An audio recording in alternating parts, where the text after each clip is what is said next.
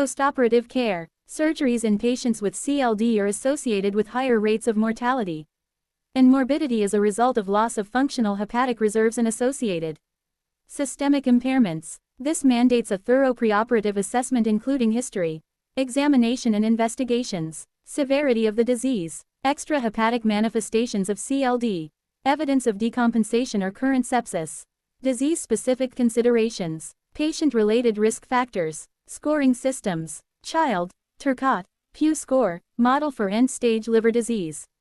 The Mayo Clinic postoperative mortality risk in patients with cirrhosis calculator, and vocal, Penn model for end-stage liver disease, developed to assess 3-month outcome of patients undergoing TIPS.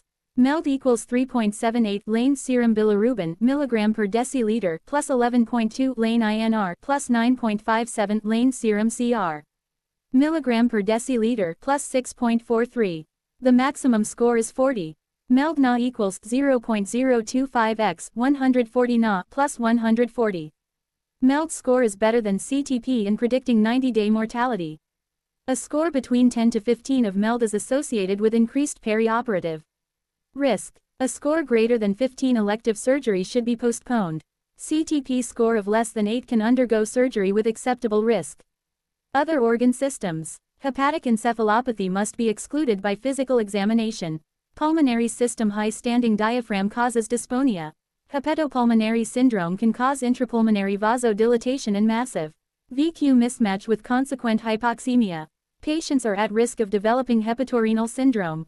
In cirrhosis hyponatremia develops, and correction to be done if Na less than 120 MEq/L or if neurological symptoms develop. Hypokalemia and metabolic alkalosis can develop which may worsen hepatic encephalopathy. Procedure-related risk factors. The type and anatomical site of the proposed surgical procedure including whether it is an elective or emergency procedure has major implication for postoperative hepatic dysfunction and overall outcome.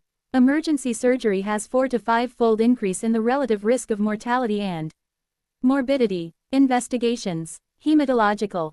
A euro, greater than full blood count, LFT, RFT, coagulation profile. Viscoelastic hemostatic assays. Cardiac A euro, greater than ECG, 2D echo, cardiopulmonary exercise testing. This is particularly useful as a means to uncover systolic dysfunction which can be masked by hyperdynamic circulation and decreased afterload. Respiratory A euro, greater than ABG and chest X-ray.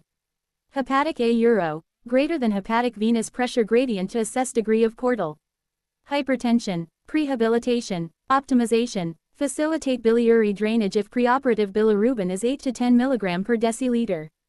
Correction of anemia and malnutrition. Improvement of muscle mass. Adequate hydration. Incentive spirometry. Correction of coagulopathy. Hematological optimization. Concept of rebalanced hemostasis. Patients with advanced liver disease acquire alterations in all phases of hemostasis. However, this new balance is more fragile than observed in healthy individuals.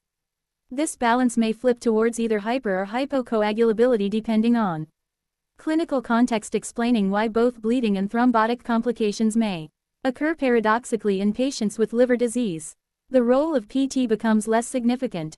Thromboelastography provides better assessment of bleeding risk than conventional coagulation tests. Routine use of prophylactic FFP before surgery is no longer recommended unless indicated by a viscoelastic hemostatic assay. A low fibrinogen conc increases risk of bleeding. Absolute concentration greater than 1 gram/L. Before invasive procedures is a reasonable target.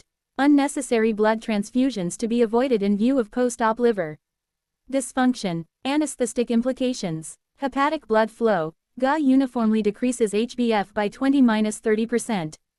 Liver receives 20 to 25% of CO. Blood supply 75% portal vein, partially deoxygenated blood 25% from hepatic artery. It is generally accepted that 50% of the oxygen requirements of the liver are provided by portal venous blood and the other half derives from the hepatic artery. HbF equals PbF plus HbF.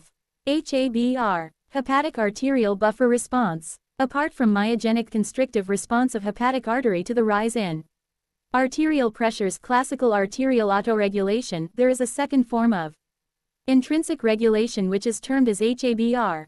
This mechanism represents the ability of the hepatic artery to produce compensatory flow changes in response to changes in portal venous flow.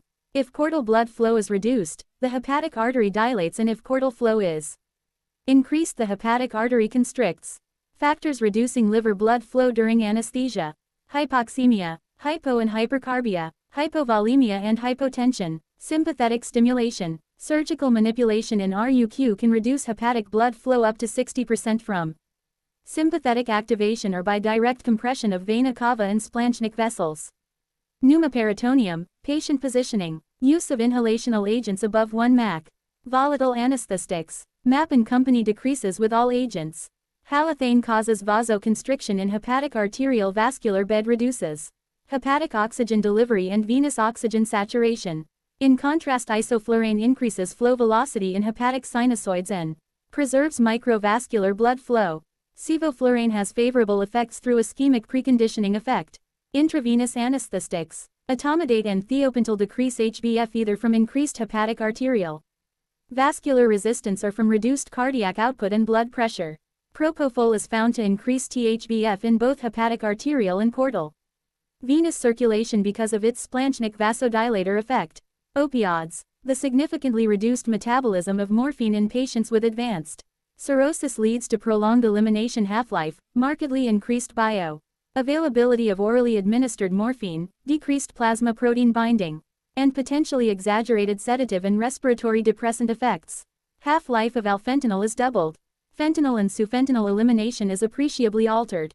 The clearance and elimination of remifentanil are unaltered in patients with severe liver disease. Muscle relaxants. 1-succinylcholine, duration of action is prolonged as there is reduction in pseudocholinesterase levels. 2-pancuronium and D-tubocurarine, decreases HbF and excretory functions, prolonging the duration of action. 3-vicuronium and rocuronium, metabolized by liver and excreted by kidney.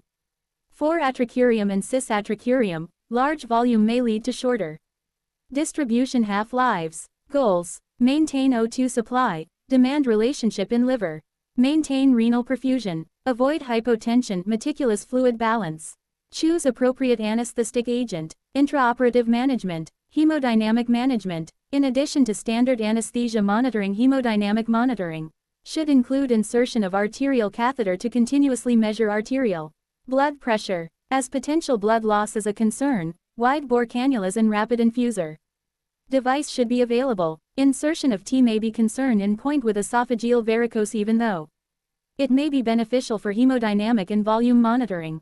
PICO, pulse index continuous cardiac output, flow tracker PA catheter monitoring should be considered as alternative methods. A urocent fluid shifts, secondary to drug-induced vasodilation or drainage of large volume status needs to be constantly evaluated. Intraop oliguria less than 0.3 ml per kilogram per hour causes post-op OCI. Isotonic crystalloids should be used to replace volume in first instance. Human albumin solution is used for plasma expansion if more than 5 L of acidic fluid is drained. Vasopressor drugs may be used once the patient's fluid status is optimized.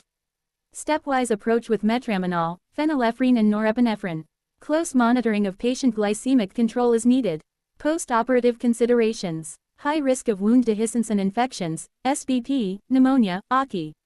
A urocent if not extubated in OT, weaning and extubation should be done as soon as possible to allow neurological assessment. Close observation for signs of jaundice, ascites and coagulopathy must be done. Sedatives and analgesia should be titrated carefully with laxatives prescribed to diminish the chance of HE. RFT should be monitored. Post-operative liver dysfunction. Consider in presence of asymptomatic elevation of transaminases, jaundice, and symptoms suggestive of liver failure.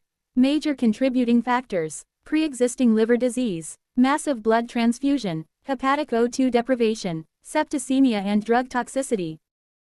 Aesthetic implications in liver diseases. Speaker, drive, Vanaja v.